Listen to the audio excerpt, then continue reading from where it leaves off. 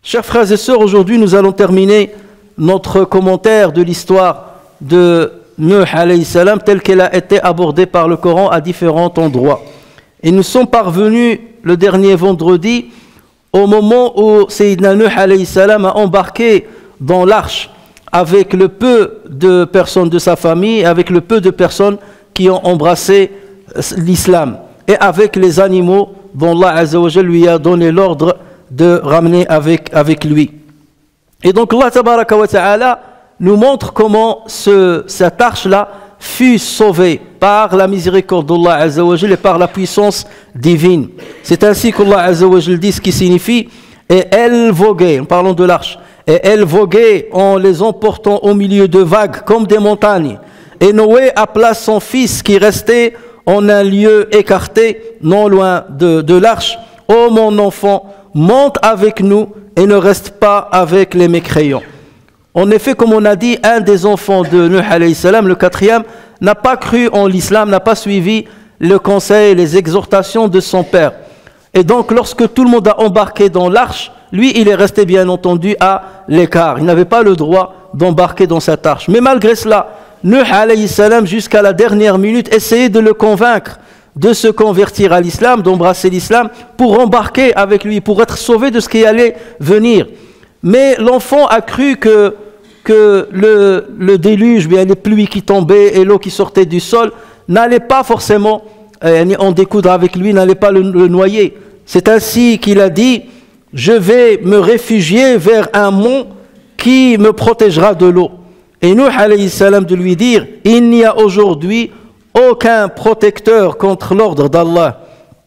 Tous périrent, dit Allah Azza wa Jal, tous périront, sauf celui à qui il fait miséricorde. Et les vagues s'interposèrent entre les deux, et le fils fut alors du nombre des noyés. » Et cette situation et cet événement nous rappellent un peu le désarroi dans lequel peuvent être certains parents vis-à-vis de leurs enfants qui n'ont pas suivi le droit chemin. Bien entendu, on peut toujours avancer comme excuse et de dire « je suis comme à l'image de Nuh alayhi salam. Même lui, son fils, il s'est égaré du chemin d'Allah Azza wa Jal. Donc je suis excusé. » Mais c'est une fausse excuse. Nous savons bel et bien qu'Allah Azza wa Jal nous a donné l'ordre de bien veiller à l'éducation de nos enfants et à les préserver du châtiment de l'enfer. « Ya ayyuhalladhina amanu » ô vous qui avez cru, « Qu anfusakum » préservez-vous ainsi que vos familles d'un feu dont le combustible seront les gens et les pierres. Donc nous avons une grande responsabilité dans l'avenir, dans la religiosité future de nos enfants. N'est-ce pas le prophète sallallahu alayhi wa sallam qui dit « Chaque nouveau-né sort vers la vie avec le fitra, avec une nature initiale qui le fait pencher vers la foi. » Et ce sont ses parents qui vont soit le dévier, soit préserver cette fête-là, la maintenir, l'alimenter pour que l'enfant reste sur l'islam. Les enfants, naturellement, ils ont un penchant vers la foi en Allah Azza wa Jal, à croire qu'il y a un créateur. Mais si tu n'alimentes pas cette foi-là quotidiennement, les enfants risquent de périr et risquent de dévier, d'autant plus qu'ils sont parfois dans des climats qui ne sont pas tout à fait favorables à une bonne religiosité. Et c'est le climat dans lequel nous vivons tous, où nous avons choisi de vivre tous. Notre responsabilité vis-à-vis des enfants ne se limite pas seulement à amasser l'argent, à thésauriser l'argent, à investir pour gagner plus, afin de faire quoi? Afin de leur assurer une vie matérielle agréable. Est-ce le seul besoin des enfants? Combien de fois on voit des gens, lorsqu'ils atteignent un certain âge, même les enfants se désintéressent complètement de l'argent de leurs parents.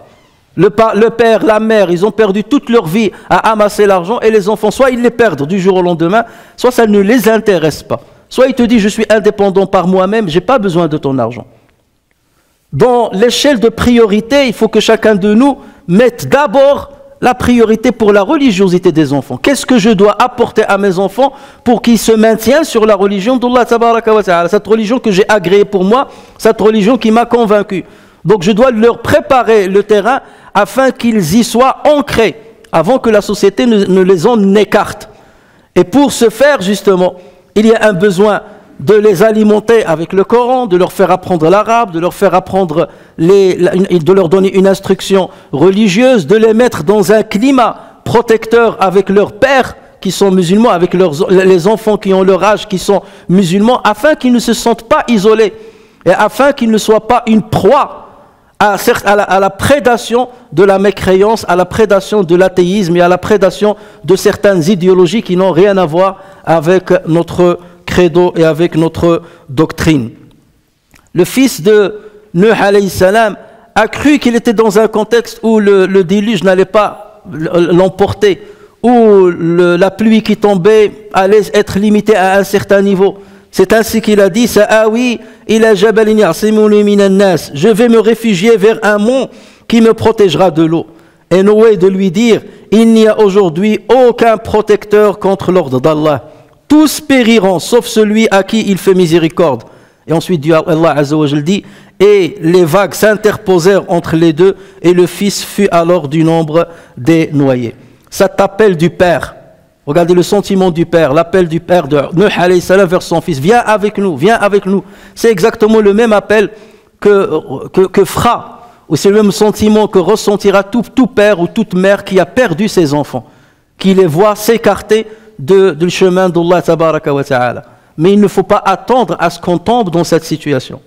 Et il faut prendre ses responsabilités depuis le tendre âge des enfants. Et il faut utiliser tous les moyens à disposition afin de les préserver leur religion, préserver leur foi. Et c'est la priorité des priorités dans la vie d'un père ou d'une mère.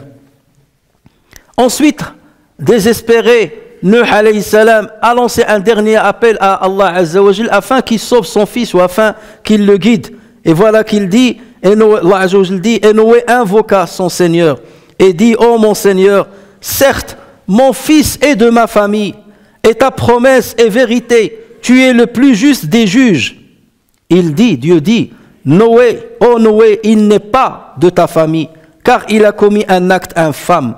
Ne me demande pas ce dont tu n'as aucune connaissance. Je t'exhorte afin que tu ne sois pas du nombre des ignorants.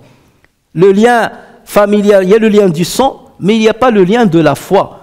Et nous savons très bien que la foi a plus d'importance que le sang lui-même. Si bien qu'Allah Azza wa Jalla a considéré les musulmans comme des frères parce qu'ils partagent la même foi. Exactement comme deux frères consanguins qui partagent le même sang. Mais la foi a beaucoup plus d'importance. Et quelque part, avec l'égarement et avec l'athéisme de son fils, ou son idolâtrie, il n'était plus considéré comme faisant partie de sa famille, la famille de la foi, la famille de la guidance. Et c'est là où donc Nuh alayhi salam a abdiqué en disant, Allah Azza wa Jalla, voilà ce qu'il a dit, Seigneur, je cherche ta protection contre toute demande de ce dont je n'ai aucune connaissance, et si tu ne me pardonnes pas et ne fais pas miséricorde, je serai du nombre des perdants. Chers frères et sœurs, concernant donc l'arche qui a sauvé ceux qui y ont embarqué, Allah Azza wa Jal l'a fait voguer à travers les vagues qui étaient comme des montagnes. Et Allah Azza wa Jal a décrit cette situation-là d'une manière extraordinaire. Lorsqu'Allah Azza wa Jal a dit وَحَمَلْنَاهُ عَلَى ذَاتِ أَلْوَاحٍ وَدُسُرٍ. Et nous le portâmes, Nuh, et nous le portâmes sur un objet fait de planches et de clous. Donc Allah Azza wa Jal n'a pas voulu parler de l'arche en lui-même, mais il a parlé de la description de cette arche. Et déjà dans la rhétorique arabe, c'est quelque chose d'extraordinaire. Autrement dit, c'est pour dire que cette arche-là n'a pas la force, théoriquement selon les lois physiques, il n'a pas la force de résister il n'a pas la solidité pour résister à la force des vagues et à la force du déluge. C'est pour cela qu'il a décrit un objet fait de quelques planches et de quelques clous. Parce que comment des clous et quelques planches peuvent-ils résister devant un déluge qui emporte les pierres, qui emporte les arbres, qui emporte les animaux, qui emporte tout? Et tout ceci, c'est pour montrer que la protection de cette arche est venue bel et bien d'Allah tabaraka wa ta'ala. Et nous le portâmes sur un objet fait de planches et de clous, voguant sous nos yeux, récompense pour celui qu'on avait renié. C'est une récompense pour cet homme-là qui a été renié.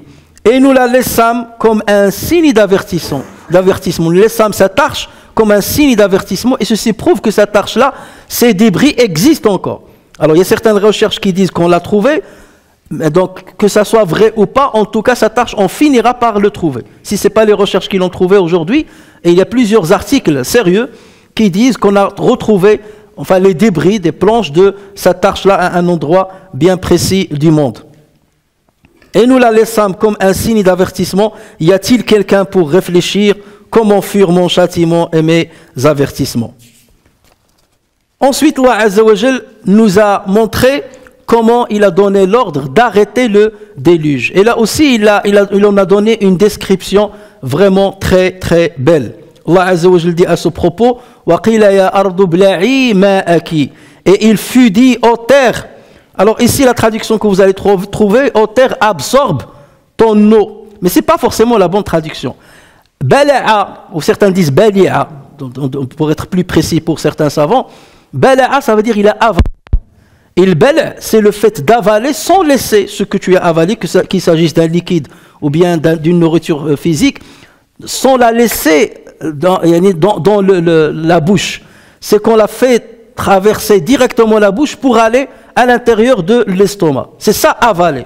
Avaler, ça veut dire que tu n'as pas mordu, tu n'as pas mâché, donc tu l'as fait passer avec une grande vitesse.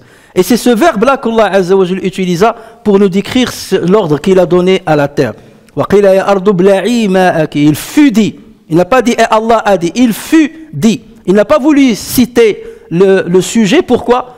Parce que tout le monde saura qu'il n'y a qu'un seul qui a le pouvoir d'arrêter ce déluge-là d'une seconde à l'autre. C'est Allah tabaraka wa ta'ala. Pas besoin de citer le sujet dans cette phrase. Et il fut dit, ô terre, avale ton eau. Et avaler, ça veut dire, fais-la disparaître avec la plus grande des vitesses. Autrement dit, l'eau qui était sur la terre à cette époque-là, suite à ce déluge-là, n'a pas disparu selon les éléments naturels habituels. Ça veut dire ça avec l'évaporation, avec la chaleur. Pas du tout. Parce que là, il lui fallait des mois et des mois peut-être pour disparaître. Non, là aussi, il y a eu un phénomène miraculeux dont Allah Azza wa Jal a donné l'ordre afin de faire disparaître cette eau-là avec la plus grande des vitesses, de la même manière qu'il l'a fait jaillir avec la plus grande des forces. Dans le verset qu'on a vu la semaine dernière, il a dit « Nous avons fait exploser quelque part. Nous avons fait exploser la terre avec des sources. C'est la meilleure expression pour montrer la force avec laquelle l'eau a jailli depuis les profondeurs de la terre. Et là aussi, cette expression de dire « avale ton eau », c'est la meilleure description pour montrer que cette eau-là a été dissipée et elle a disparu avec la plus grande des vitesses. Et ceci suppose quoi? Ceci suppose que Allah Azza wa Jal aurait donc provoqué des tremblements de terre qui ont provoqué des grandes fissures partout sur cette terre-là où il y a eu le déluge, et c'est comme ça que l'eau a été infiltrée dans les profondeurs de la terre très très rapidement. C'est la meilleure description de ce phénomène-là, c'est qu'il y a eu des tremblements de terre avec beaucoup de fissures. Et c'est comme ça que l'eau a été avalée rapidement. Donc il fut dire au ciel, et toi ciel, cesse de pleuvoir. Et lorsqu'on dit aqli', ça veut dire enlever la chose depuis ses racines. Aqli', ça veut dire arrête de faire descendre ne serait-ce qu'une goutte d'eau. Ça veut dire que l'arrêt de la pluie, des pluies torrentielles qui descendaient, il a été immédiat. Il ne s'est pas fait d'une manière progressive. Parce qu'on est dans une dimension miraculeuse qui transcende et qui dépasse toutes les lois naturelles que l'être humain connaît. Et il fut dit, ô terre, absorbe ton eau, et toi ciel, cesse de pleuvoir, l'eau baissa, alors que là, je l'ai dit, et le raid, ça veut dire, c'est le fait de diminuer d'une manière rapide et disparaître après. L'eau baissa, l'ordre fut exécuté et l'arche s'installa sur le Joudi et il fut dit que disparaissent les gens pervers. Le Joudi, c'est le nom de la montagne sur laquelle l'arche a accosté. Et certaines recherches ont montré que le Joudi se trouve dans les montagnes de Ararat. C'est dans la frontière entre la Turquie et l'Arménie. Donc beaucoup de chercheurs disent que c'est à cet endroit-là, et ça correspond d'ailleurs à l'histoire de Nuh alayhi salam, parce qu'il était, comme on a dit la dernière fois, dans la Mésopotamie. Et donc la Mésopotamie englobe cette région-là. Donc beaucoup de recherches disent que c'est là où l'arche a accosté. Allah Azza wa Jalla, en tout cas, il a dit qu'il a laissé cette arche accoster et il l'a laissé pour qu'il soit un exemple pour ceux qui allaient venir plus tard. Une preuve et un signe de la véracité de ce qu'Allah Azza wa Jalla a narré, soit dans le Coran, soit même dans les livres des autres religions monothéistes. On trouve cette histoire, mais on ne la trouve pas avec autant de détails et avec autant de beauté dans la narration. Ensuite, Allah Azza wa Jalla dit, et nous le sauvâmes, lui et sa famille, de la grande angoisse, et nous fîmes de sa descendance les seuls survivants. Nous fîmes de cette descendance les seuls survivants. Les savants disent que les autres croyants qui étaient avec lui dans l'arche n'ont pas eu de descendance, n'ont pas eu d'enfants. Les seuls qui ont eu des enfants après, ce sont ces trois garçons, Ham, Sam et Yafith. Alors, est-ce que tous les êtres humains qui existent sur terre sont la descendance de ces trois personnes? C'est l'avis qui est dit par plusieurs exégètes du Coran. Mais il y a un autre avis qui dit non. Ici, Allah ne parle que du peuple de Nuh alayhi salam. Les seuls qui soient restés, qui sont venus de ce peuple-là, qui ont engendré de ce peuple-là, c'est seulement ces trois fils. Mais il se peut qu'il y ait eu d'autres personnes qui étaient sur un autre continent ou loin de la Mésopotamie qui ont vécu. Ça veut dire que le déluge n'a englobé que la région de la Mésopotamie, il ne l'a pas englobé sur la terre entière, comme parfois certains exégètes musulmans ou même non musulmans le disent et le précisent. Chers frères et sœurs, les savants ont divergé sur la réponse à la question que tout le monde se pose: est-ce que le déluge de Nuh a englobé la terre tout entière ou seulement une partie de la terre? Qu'il s'agisse des musulmans ou des non-musulmans, les autres religions monothéistes, on va trouver toujours des exégètes qui disent le déluge a englobé toute la terre. Mais lorsqu'on lit avec précision le Coran, on trouve qu'il n'y a pas des versets explicites à cet égard. D'autant plus qu'il n'y a pas des hadiths explicites à cet égard. Donc il y a deux théories. Une qui est majoritaire, qui dit que At-Tufan a englobé toute la terre et qu'il a noyé tous les êtres humains qui existaient sur terre. Il ne restait que Nuh alayhi salam, ses enfants et ceux qui ont cru avec lui. Et les générations qui allaient venir après étaient des générations qui ont émané des trois garçons de Nuh, Sam, Ham et Yafith. Et d'ailleurs, les Arabes et les Juifs viennent de Sam. C'est pour ça qu'on parle de Sémites. Donc ça, c'est la première théorie, et c'est la théorie qui est majoritaire, et elle a été mentionnée par plusieurs savants. Mais il y a une deuxième théorie qui a été aussi mentionnée par des savants qui dit non, que le Tufan, que le déluge n'a concerné que la terre sur laquelle Nuh alayhi salam a vécu, que la région de la Mésopotamie. Parce que le Coran parle plutôt du peuple de Nuh. Et il ne convient pas qu'Allah Azza wa Jal punisse d'autres peuples qui vivaient loin de Nuh alayhi salam à cause des péchés du peuple de Nuh. Pourquoi d'autres peuples allaient-ils être noyés à cause de l'égarement du peuple de Nuh? D'autres peuples qui sont dans un autre continent ou dans des terres qui sont lointaines. Certains essaient, ceux qui adoptent la première théorie, ils disent peut-être que les êtres humains qui existaient sur terre étaient concentrés seulement sur cette région de terre et qu'ils n'existaient pas dans les autres continents. Mais ça, c'est très loin d'être accepté et validé. Lorsque nous lisons certains versets, on voit qu'Allah Azza wa Jal parle plus spécifiquement du peuple de Nuh qui a subi le naufrage. Allah Azza wa Jal dit par exemple: et nous le secourûmes contre le peuple qui traitait nos signes de mensonges. Ils furent vraiment des gens du mal. Nous l'éloignâmes donc tous. Donc il parle bien précisément du peuple de Nuh alayhi assalam. Dans un autre verset, Allah Azza wa Jal dit: ils traitèrent de menteurs. Ils le traitèrent de menteur. Nous le sauvâmes lui et ceux qui étaient avec lui dans l'arche, desquels nous fîmes les successeurs sur la terre, c'est-à-dire de ceux qui étaient avec lui dans l'arche. Nous noyâmes ceux qui traitèrent de mensonges nos preuves. nous noyâmes donc ceux qui traitèrent de mensonges parmi le peuple de Nuh alayhi assalam. Dans un autre verset, Allah Azza wa Jalla dit, il fut dit, ô Noé, débarque avec notre sécurité et nos bénédictions sur toi et sur des communautés issues de ceux qui sont avec toi. Et sur des communautés qui sont issues de ceux qui sont avec toi. Et il y en aura des communautés, donc là il fait référence à d'autres communautés qui n'ont aucun rapport avec le peuple de Nuh alayhi salam. Il y aura des communautés auxquelles nous accorderons une jouissance temporaire, puis un châtiment douloureux venant de nous les touchera. Donc ces versets-là vont dans ce sens-là. Et les versets qui parlent de kul, comme j'ai dit la dernière fois, le kul dans la langue arabe ne signifie pas tout ce qu'il y a. Le kul, ça peut dire parfois la majorité et non pas la totalité. Donc il y a plusieurs preuves, même des preuves scientifiques sur des recherches archéologiques qui vont dans ce sens-là. Et même des recherches géologiques qui ont montré qu'on a trouvé une grande couche de sédiments qui est très épaisse dans la région de Mésopotamie, mais pas plus loin que ça. On n'a pas trouvé la même couche dans l'Égypte ou bien dans des pays lointains.